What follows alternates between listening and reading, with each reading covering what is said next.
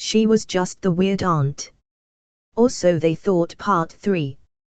Chapter 12, Secrets Within Secrets. The vault was not in her home. That would have been too obvious. Too sentimental. Nora didn't believe in keeping all her leverage in one place. Some people stored memories. Nora stored control. It was a cloudless Friday morning when she made the trip. A 2-hour drive out of the city, into the lowlands near a private airfield few knew existed. The building sat discreetly behind a barrier of unmarked fencing and neatly trimmed trees. It looked like a modernist bunker, all concrete angles and mirrored glass, with a nondescript brass plaque by the entrance that read, Solace Systems Executive Archiving and Storage. The receptionist, a man with salt-grey hair and calm eyes, greeted her without a smile, but with immediate recognition. "Director Ashcroft," he said. "Your vault is ready." She nodded. No small talk. No questions. An elevator took her underground, 3 levels down, into a temperature-controlled corridor lined with titanium-paneled doors, each one biometrically secured. When they stopped at hers, Unit 47B, she pressed her index finger to the reader, then leaned in for a retinal scan. The lock hissed, then slid open. Inside was a room not much larger than a walk-in closet. But it held a kingdom's worth of secrets. Shelves lined the walls, locked briefcases, labeled binders, encrypted drives in antistatic foam, a fingerprint-activated console embedded in the rear wall. The only light came from narrow strips along the ceiling, casting a clinical white glow that left no room for warmth. Nora stepped inside and closed the door behind her. The hum of security systems sealed the air around her like a vacuum. Here, she could think clearly. Operate without eyes. She walked directly to a drawer marked family // legacy / red and pulled it open. Inside, 3 black folders, a USB drive shaped like a chess piece, and a digital recorder. She took them out, one by one, and placed them on the table. Folder 1, Susan. Copies of 3 financial statements. 2 emails between Susan and a now-defunct investment group flagged for securities fraud. A recorded phone call with Eleanor from 2 years ago, where Susan jokingly suggested their mother make her sole beneficiary before things got worse. An NDA signed by Susan during a consulting gig Nora had paid for, then covered up when Susan tanked it. Nora opened the folder, read a few lines. Nothing had changed. Still sloppy. Still entitled. She marked it active. Folder 2, Peter. This one was heavier. Tax discrepancies from Peter's business, years of underreported income tied to shell partnerships. A photograph of him meeting with a known money launderer at a wine bar in Prague. Nora had paid a private investigator to follow him in 2019, just in case. A thumb drive with a video, Peter screaming at Harold during a debt argument, recorded via a security cam Nora had installed when their father fell down the stairs. That fall. Nora now suspected it hadn't been accidental. She stared at the screen for a moment longer than usual. Then labeled this folder, Contingency. Folder 3, Rachel. Elegant, cold, conniving. Rachel was the most dangerous, not because she was smart, but because she thought she was. Inside her file. 3 audio clips of Rachel speaking with her husband about selling off Eleanor's estate before the diagnosis was confirmed. A sealed envelope labeled legal threats HOA fraud related to Rachel's illegal renovations under someone else's permit. A non-disclosure form with Rachel's signature on it, from a brief, ill-fated deal with an AI startup Nora had silently acquired and buried. Nora tapped the edge of the folder thoughtfully. Rachel didn't know that every one of her real estate ventures had, at some point, been underwritten by a fund Nora controlled anonymously. She labeled the folder, Motion Detected. Last, she turned to the chess piece USB. The night. She plugged it into the wall console.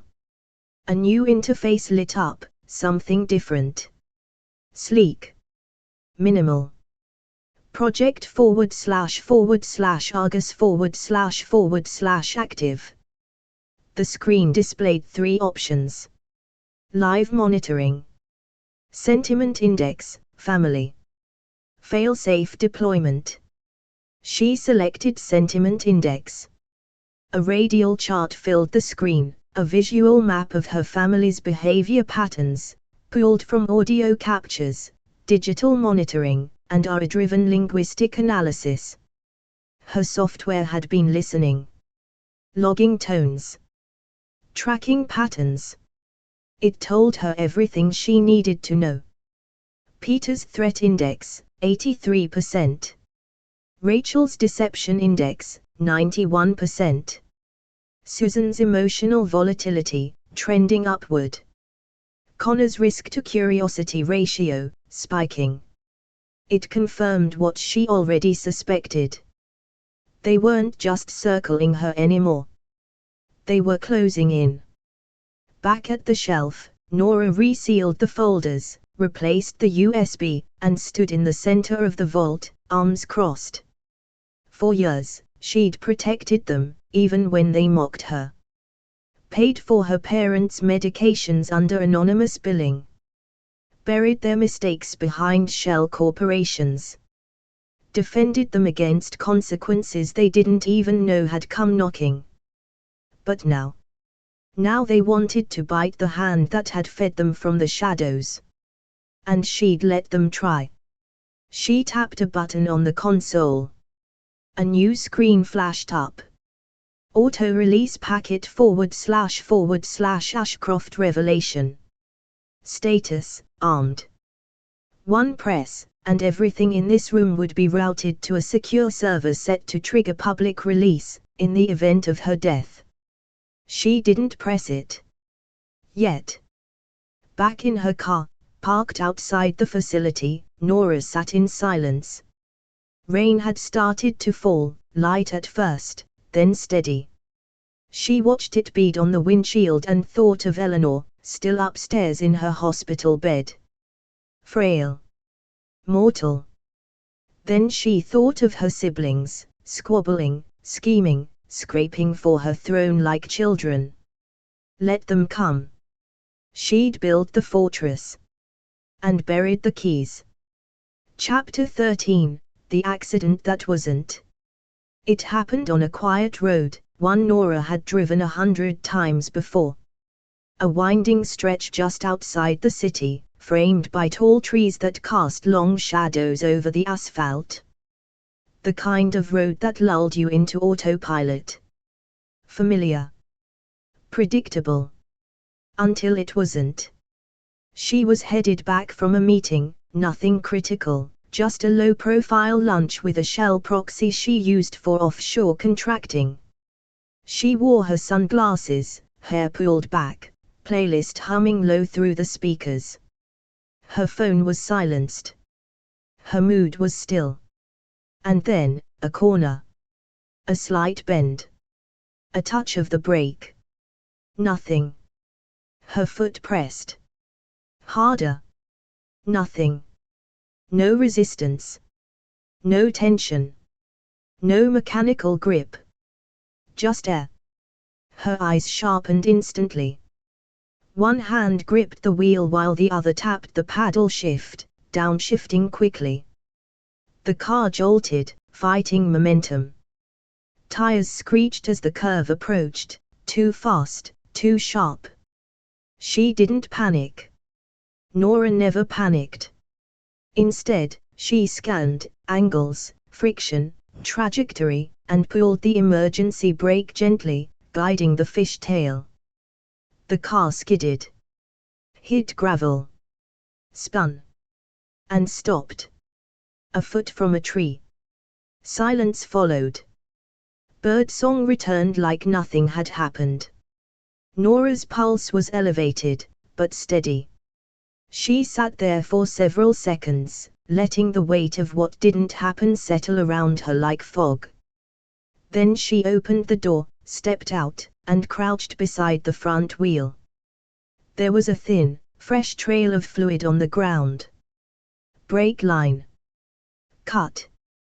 Deliberate.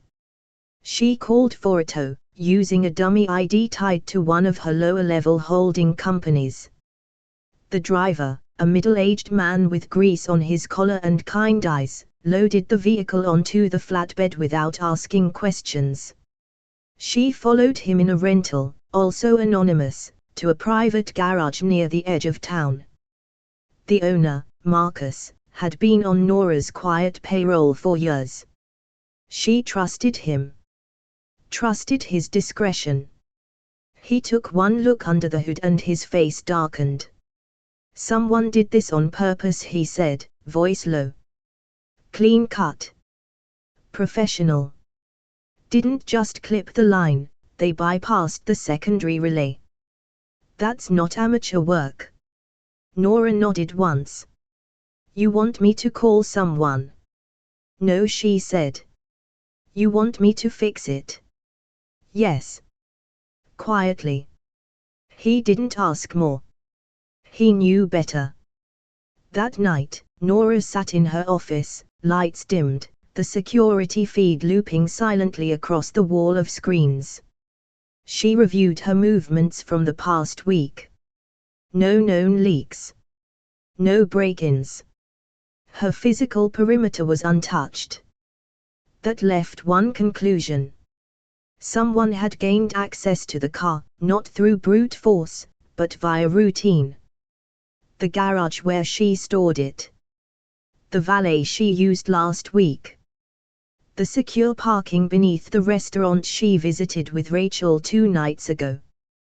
That narrowed it to 3 access points. All now flagged. She opened a terminal and typed a command. Initiate Phantom Thread Counter Trace Protocol.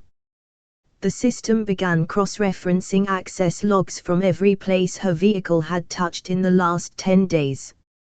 License plate captures. Security camera timestamps. Employee rosters. She wouldn't find the name. Not right away. But she would find the pattern.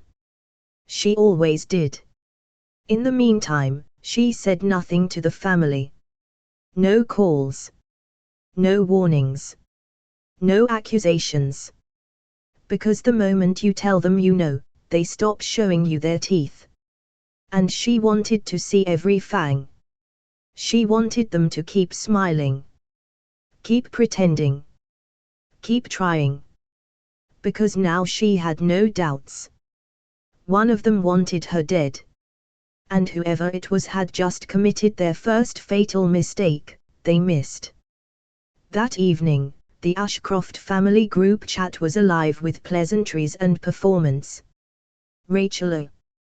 Sending love to Mom today. Bouquet. Just thinking how important it is to stay close in times like this. Susan. Couldn't agree more. Family is everything. Peter. Amen. Nothing like blood to bring us together. Nora didn't reply. She watched. And added 3 new flags to her files. Peter access level escalated. Rachel surveillance redeployed. Susan financial motive re-evaluated.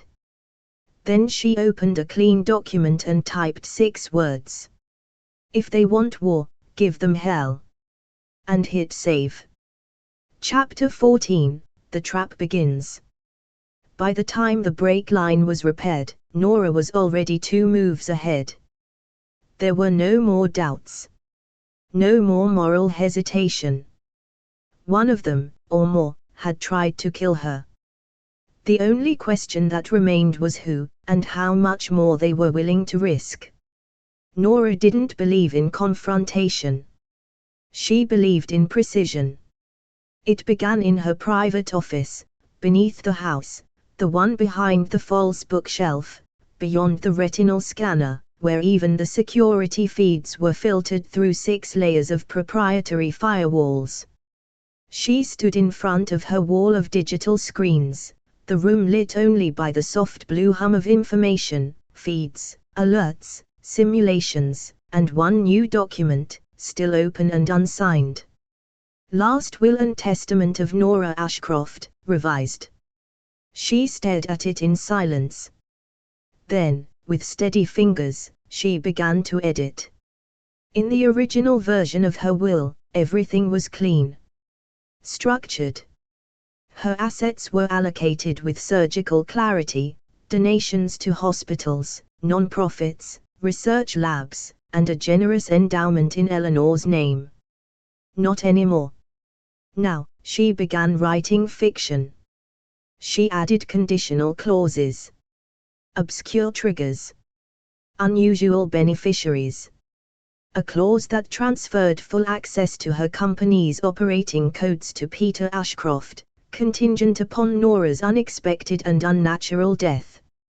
A provision that named Rachel Ashcroft as sole executor of her estate, should all other parties be rendered incapable.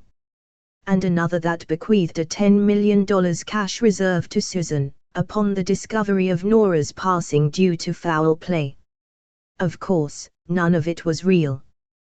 The will itself was a duplicate, unsigned, unnotarized, and stored on a server with a public-facing login trap. She encrypted it, then leaked it. Discreetly. A password scribbled in pencil on a page of her planner. An email subject line previewed just enough in a mirrored inbox. A careless, unguarded browser window left open while Peter's son Connor stopped by to borrow a charger. Bait. Next came the credential traps. Nora generated 3 unique logins to sensitive company platforms, each with subtly different permissions, back-end routing, and metadata tags.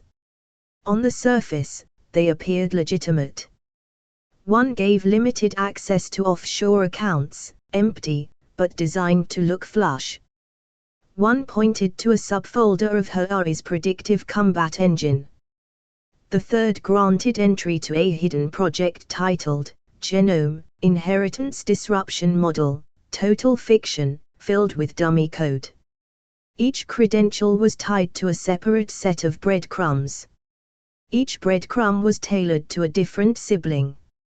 Connor, ever curious, would find his trail embedded in a forgotten USB stick tucked inside a decorative book in the living room. Rachel, the opportunist, would stumble across a half-deleted email draft printed on her office printer, a printer Nora remotely accessed during a short house visit under the guise of reconnecting.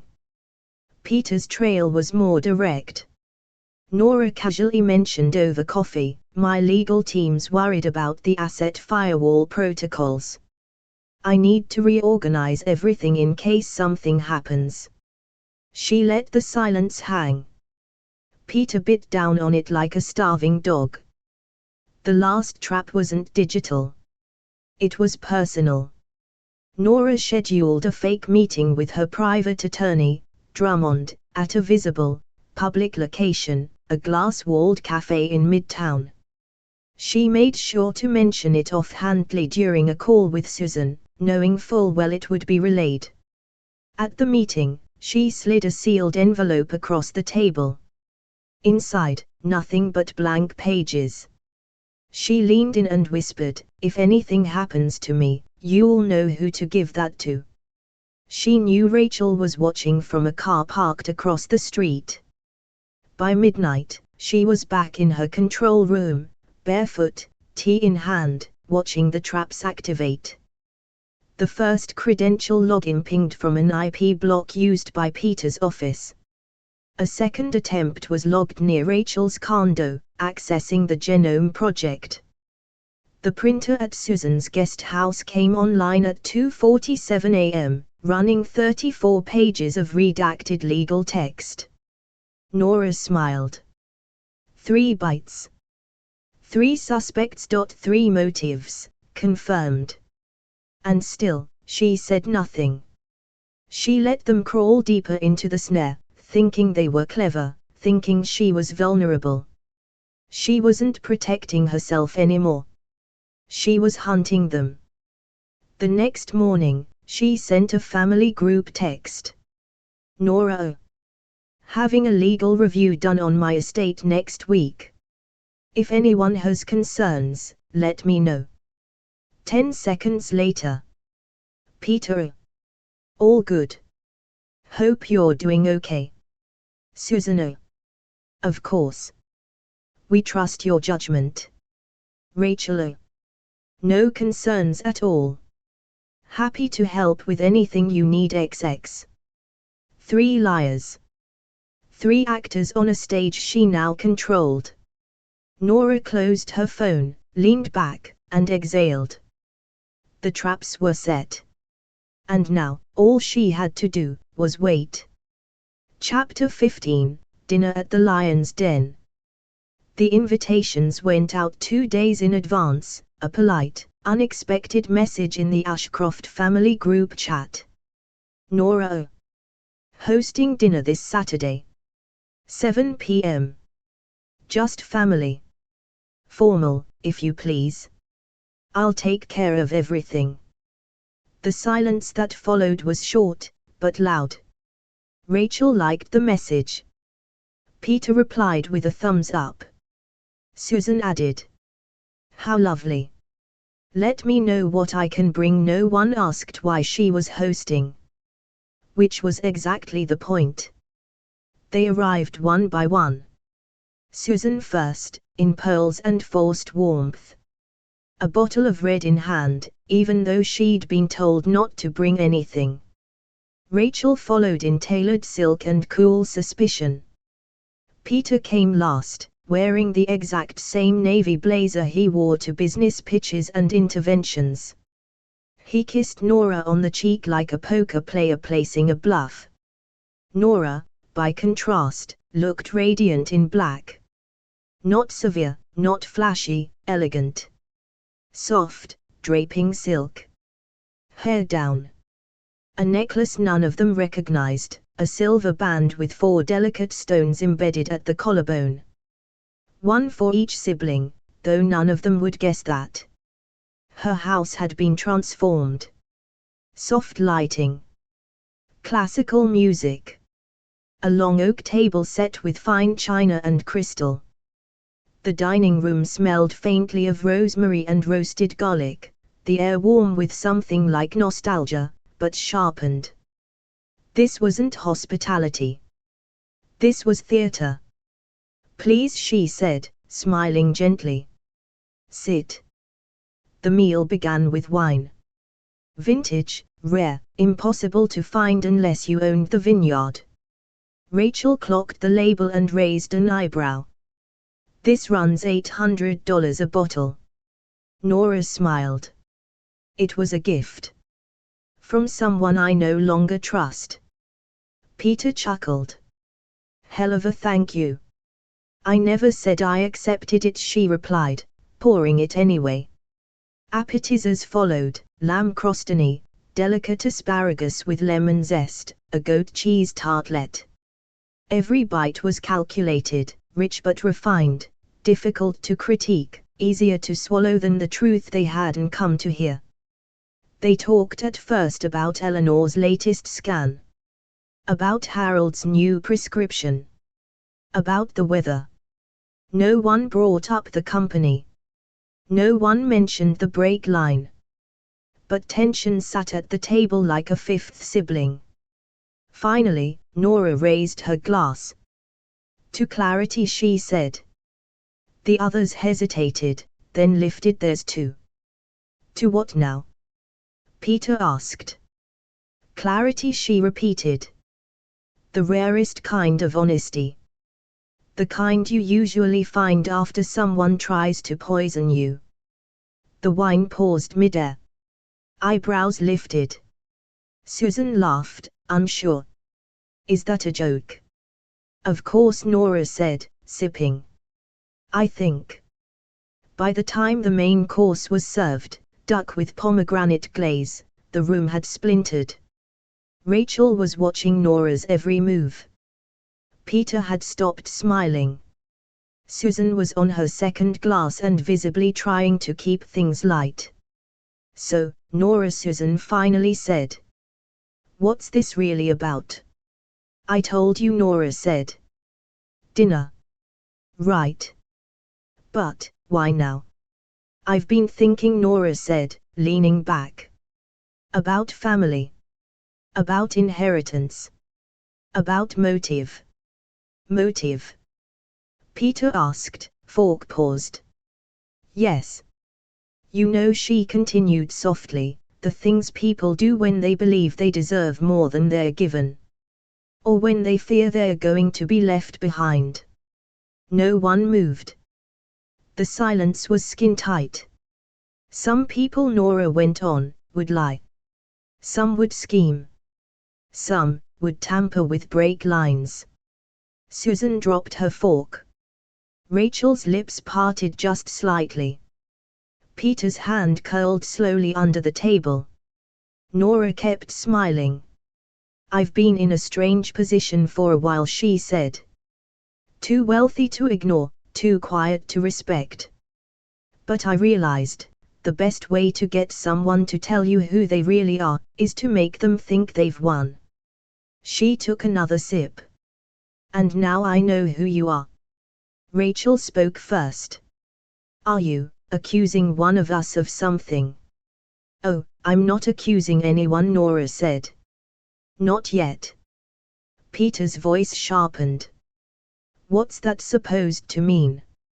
It means, Nora said, placing her glass down gently, that this is the part of the story where the suspects start to realize the room has no exits. More silence. More unease. Susan's voice cracked. Are you okay? Nora looked at her, and for the first time, let the mask slip, just slightly. I was nearly killed last week, Susan. The brakes on my car were cut. A professional job. Surgical precision. Had I been any slower downshifting, I'd be dead. The table held its breath. I didn't tell the police, she continued. Because I knew the person who did it wouldn't let it stop there. They'd want confirmation. Maybe even show up at my funeral, feigning grief. Hoping I left them something. Peter stood abruptly. You think we tried to kill you? I don't think, Nora said. I wait. I watch. And when people show you what they are, believe them. His hands curled into fists. I came here because I thought you wanted peace, he said. I did, she replied. Then someone tried to end mine permanently. Rachel swallowed hard. You're out of your mind.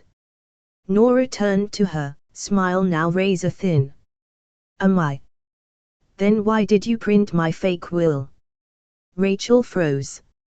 Susan looked between them, confused. I didn't. I left it where I knew you'd find it. Along with the access credentials for a project that doesn't exist. Which one of you is trying to sell it? Which one of you called my Zurich bank line at 312 a.m. Peter said nothing. Rachel's face was bloodless. Nora leaned in. This dinner was never about making peace, she whispered. It was about showing you that I've been 10 steps ahead. Every message. Every keystroke. Every lie. She rose from the table. And now? I'm done waiting. She walked out of the dining room and left them there, 3 would-be predators caught in the center of their own performance, suddenly aware that the stage had always belonged to her. The lion hadn't been asleep. She was just letting them get close enough to bite. Chapter 16, The Fake Resignation. The story broke on a quiet Monday morning, tucked between the noise of a crypto crash and a tech merger on the international finance boards. Just a whisper at first. A quiet line on a private channel. Breaking, rumors suggest Arrowcor's anonymous director to step down amid internal restructuring. It was only visible to those who paid attention, and Nora knew her family was now paying attention to everything. Within hours, the whisper turned into a murmur. A leaked email. A redacted board memo. And then the headline landed. Arrowcore Technologies facing leadership shift, Shadow CEO resigns, source says. No name. No confirmation. But anyone who had any knowledge of the company's structure knew who it was about. Director Nora Ashcroft. It was a fabrication, of course. A controlled release engineered by Nora herself. She had fed it through one of her media backdoor contacts, a freelance journalist in Vienna who owed her a very specific favor. The story was dressed in just enough half-truths to be believable. Internal friction between board divisions. Concerns about legal vulnerabilities. A new generation of leadership on the rise. By mid-afternoon, her name still hadn't appeared in any official outlet, but it didn't matter. The illusion had been planted. And illusions, Nora knew, moved faster than facts. Back in the Ashcroft family group chat, the feeding frenzy began. Rachel. Did you guys see the news? Arrowcore. She's stepping down. It's happening. Peter. She's folding. That dinner. That wasn't power, it was panic. Susanna. This is the opening. If she's really out, someone needs to move on the transition documents. Stake claim. Connor. Should I try the credentials again? Rachel. Yes. Get in while it's still unstable. Peter. We can't let her vanish with everything. If she's out, we take what's owed. They believed it. Hook, line, and blood-soaked sinker. To them, the story confirmed what they desperately wanted to believe, that Nora was cracking. That her empire, secret and shadowed, was now vulnerable. They mistook precision for panic. Silence for surrender. And a temporary step back, for a fall. Meanwhile, Nora sat at her desk in a remote cabin in northern Vermont, surrounded by pine trees and silence. No cell signal. No surveillance. Just her, a fire, and 3 laptops, each running simulations and risk maps in real time. The resignation narrative was working perfectly. Her assistant Natalie had already staged the internal chatter. A fake HR memo. A private exit letter circulating among the lower divisions. A digital clone of Nora's voice confirming the handoff of temporary oversight to an AI operations team under new management. The AI team, of course, didn't exist. At least, not in the way anyone thought. Across her screen, a new notification blinked. Unauthorized login attempt, user, genome_admin, location, Miami, FL. Nora smiled. Rachel. She had given Rachel's team just enough to chase. Then came Peter. His name didn't appear, but Nora recognized the style, brash, fast, impatient. A dummy shell registered under Ashcroft Capital Recovery Holdings filed a private request for control of several dormant patents Nora had buried under one of Arrowcore's earliest R&D firms. The request had no legal weight. But it was a test shot. A probe to see what resistance remained. What they didn't know was that every document they accessed, every asset they tried to touch, was part of a sandbox. An isolated simulation built for one purpose, to track the exact moment someone tried to take what didn't belong to them. Every click, every download, every legal ping, logged. Fingerprinted. Correlated. Back home, Susan was quieter. She hadn't acted yet, not directly. But she'd started making calls, to lawyers, to old friends at the county clerk's office, asking vague questions about probate rights and next of kin power. She still wanted to believe Nora could be reasoned with. Or outmaneuvered softly. Nora noted the shift. Filed it. Watched. By Wednesday, the story had faded from public view, replaced by a political scandal and a celebrity breakup. But inside the Ashcroft siblings, something had snapped. They were in motion now. Full tilt. Thinking. She's weakened. She's exposed. If we don't move, someone else will. And this was exactly what Nora had planned. Because now she could see it all. Rachel coordinating access through her husband's firm. Peter assembling a legal response team. Susan requesting early copies of Eleanor's financial documents to help ease the burden. They had taken the bait. And they were preparing to strike. Which was perfect. Because so was she. That night, Nora activated a new protocol on her server. Project, Wolves Phase 2, Entanglement. She typed slowly, deliberately, when people think the lion has stepped down. The jackals come for the crown.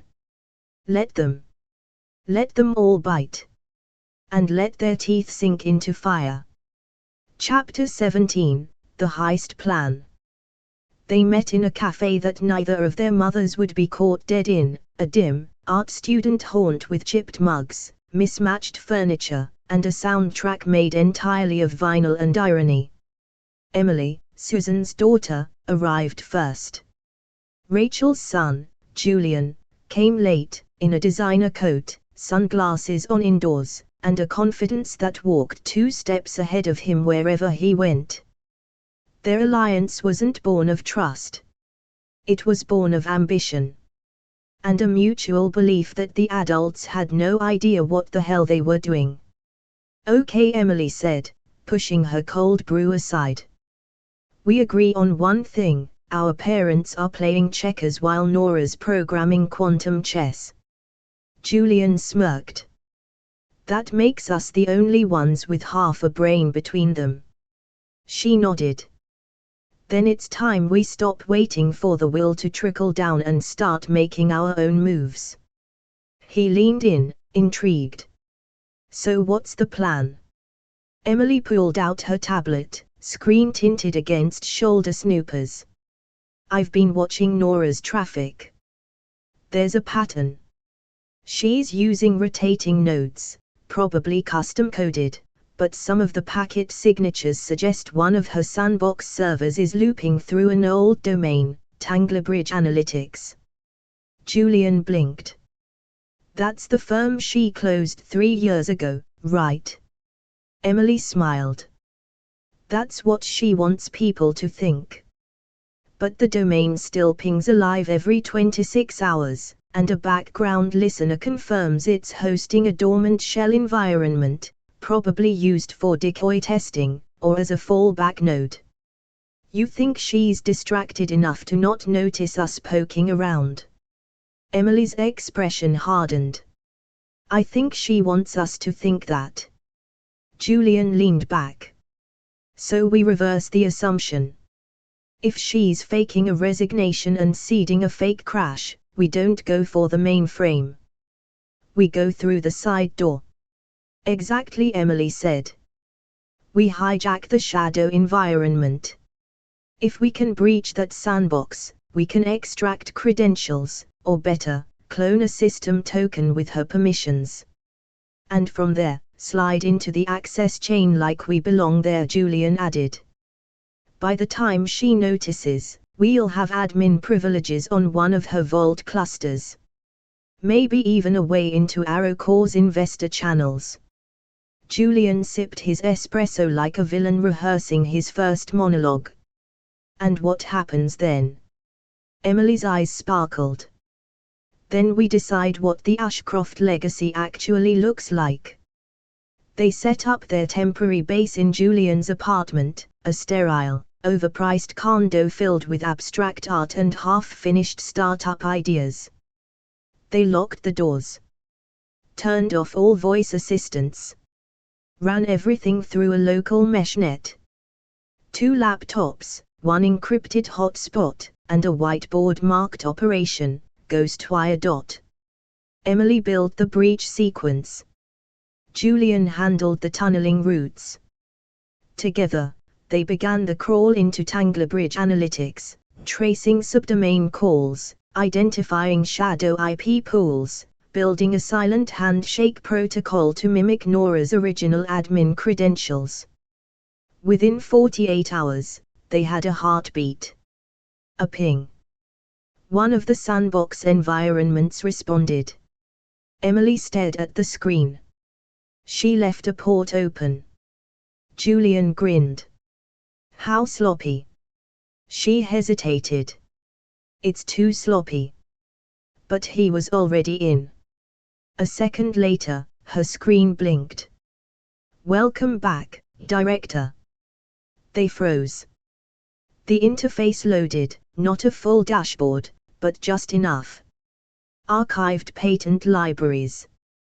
A stripped-down user role map. A placeholder project labeled Fractal Echo. And a text document with a single title, Exit Strategy Legacy Handover.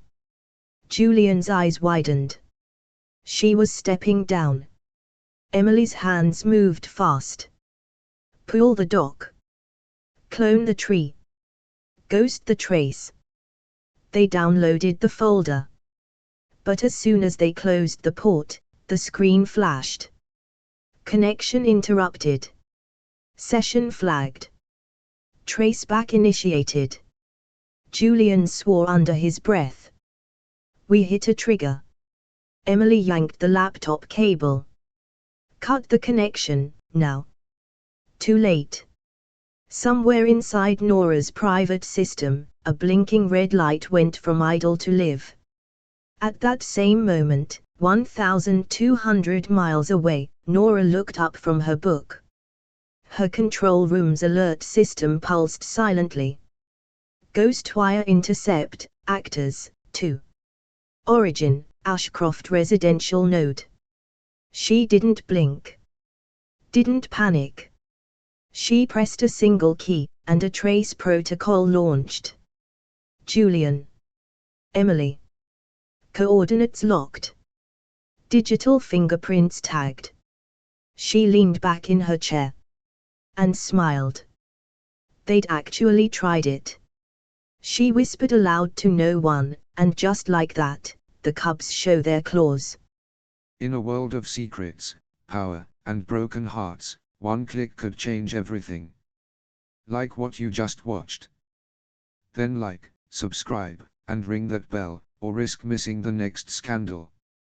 Drop a comment below, we're always watching. Billionaires and family drama, where love is rare, but drama is guaranteed.